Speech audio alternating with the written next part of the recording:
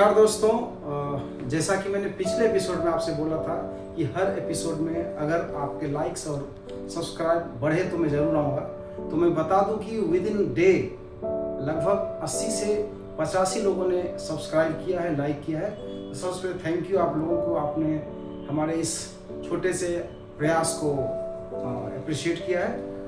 तो मैं कहना चाहूँगा कि मैं अपने अवतरण दिवस की बात करूँगा कि मैं अवतार लिया था 1988 में, 1988 में। मैं अवतार इसलिए कह रहा हूँ कि मुझे कभी बार लगता है कि मैं ही भगवान हूँ, कृष्णा है। और माँ कभी कहती है मार्च में तुमने जन्म लिया, तो एफिडेविट और सर्टिफिकेट में फरवरी है, 1 फरवरी। तो मुझे आज तक पता नहीं चला कि मैं जन्म लिया हूँ या कि अवतार लिया हूँ। तो जैसा कि मैं कह रहा था कि जब जन्म जो 1 फरवरी सर्टिफिकेट से है तो 1 फरवरी ही लेके चलिए। 1 फरवरी 1988 का जन्म है और मैं बिहार के एक छोटे से गांव खमहार में जन्म लिया, जिसका एक छोटा सा परिचय मैं आपके बीच रख रहा हूँ। तो प्लीज इसको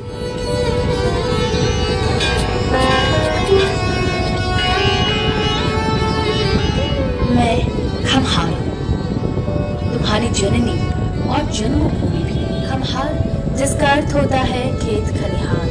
ऊंचे घने पेड़, गेहूं की बालियां, सरसों के पीले फूल, गौ माता की चहल पहल, जल से भरी हुई तालाबों की अद्भुत छटा मेरी खूबसूरती में 4 चांद लगाती है। भारत की आत्मा गांव में बसती है। सच में गांव ही तो भारत की असली प्रतिबिंब को दिखाती है। सालों भर में खुशियों के पर्व त्योहारों से भरी रहती हूँ। होली का रंग हो, ये नवरात्रि का त्योहार, तुम सबकी उपस्थिति मुझे सुखद एहसास दिलाती है। दुर्गा पूजा के दौरान मंदिरों के मंत्रोच्चार मेरे कण कण को पवित्र करने का काम करती है। माता भवानी की विदाई के वक्त मेरा भी मन द्रवित हो जाता है।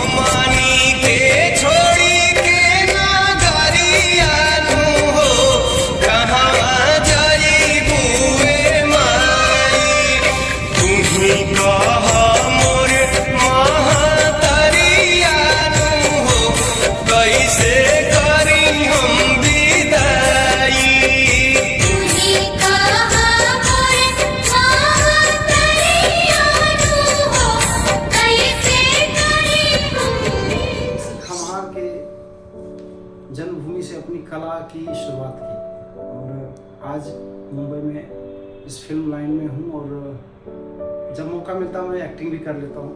तो सबसे पहले मैं कला की शुरुआत कैसे हुई मैं वो आपको बताना चाह रहा था कि मैं जो अपने गांव में हमारे गांव में हर साल 2 बार चैती दुर्गा और आश्विन दुर्गा होती है। तो हम जब पटना में जब छोटे से थे, जब मैं 10-12 साल का रहा होगा, तो मुझे गांव से राम सुमरन और सेठ जी सब आके पटना से उठा के ले जाते थे कि चलिए गांव में नाटक है और वहाँ पे लड़की का रोल लेने वाला कोई नहीं है। क्योंकि उस ज़माने में लड़कियों का रोल लेना शायद अभी भी नहीं हो पाती है, क्योंकि हमारे बिहार में उतनी विकसित मानसिकता नहीं है कि लोग लड़की का रोल करें। तो आज भी नाटक में लड़की लड़के ही बनते हैं। तो मैं उसी आश्विन दुर्गा से अपनी कला की शुरुआत की और मैं उसमें वहाँ के जो जितने बुजुर्ग और जाने माने कलाकार थे, उन्होंने मुझे ये मौका दिया। जो मेरे अंदर का डर था उसको खत्म किया। फिर डर तो इससे गया जैसे कभी डर था ही नहीं। अब मैं अपने गांव के सारे शोज के सारे जितने भी नाटक होते थे सबका हीरोइन में आ गया। और लोगों का डिमांड ऐसा हो गया कि मैं कहीं भी रहूं, आश्विन और चैती दुर्गा में मुझे अपने गांव में होना ही होता था।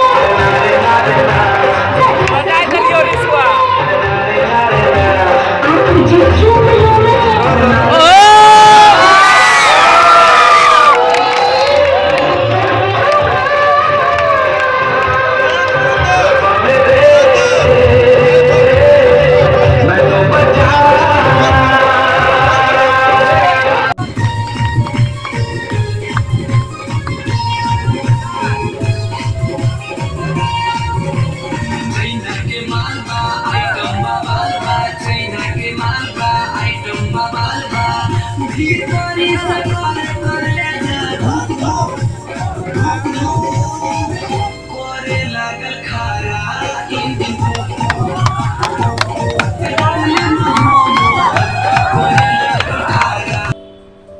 उसके बाद मेरे अंदर का जो सोया हुआ कलाकार था वो जग गया था।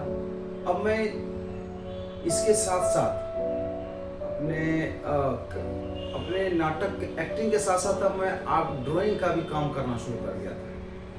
अब मैं धीरे धीरे अपने दीवारों पे, पेपरों पे नागराज और भी सुपरमैन के जितने भी कैरिकेचर्स हैं सबका ड्राइंग करना शुरू कर दिया था।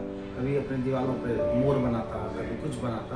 मतलब कहने का अर्थ ये है कि अब मेरे अंदर के जो सोए हुए आर्टिस्ट थे उसको धीरे धीरे लोगों ने स्टेज दिया, और स्टेज देने के बाद वो जो डर थी वो खत्म हो गया और मेरे अंदर की जो कलाकार था वो जग गया था। अब मैं एक साइड नाटक करता, दूसरी तरफ आर्ट करता। अब मेरे अंदर धीरे जब साल में 2-3 शोज होते थे, गांव में 4 नाटक होते थे, तो मैं हर नाटक में जाता था। और अब घर पे रह के मैं ड्राइंग भी करने लगा। तो धीरे धीरे ड्राइंग का भी ये बढ़ता गया और वो ड्राइंग ही मेरा फ्यूचर बना, जो कि मैं आज मुंबई में as an art director, production designer काम करता हूँ। जो मैं आपको धीरे धीरे हर एपिसोड्स में धीरे धीरे मैं आपको इंट्रोड्यूस करते जाऊँगा कि हमारा काम क्या है, हमने आर्ट को क्यों चुना, आर्ट से मुझे क्या मिला, और आर्ट दुनिया में क्यों आपको भी आनी चाहिए, क्योंकि आर्ट ही आपको जिंदा रखता है। क्योंकि जिसके अंदर आर्ट नहीं है वो डेड है। मैं इस एपिसोड को यहीं ख़त्म करता हूँ। फिर अगले एपिसोड में जिस तरह का आपका रिव्यू, कमेंट्स और लाइक, सब्सक्रिप्शन होगा, उस तरह मैं अपना तीसरा एपिसोड लेके आऊँगा। तब तक के लिए बाय, थैंक यू।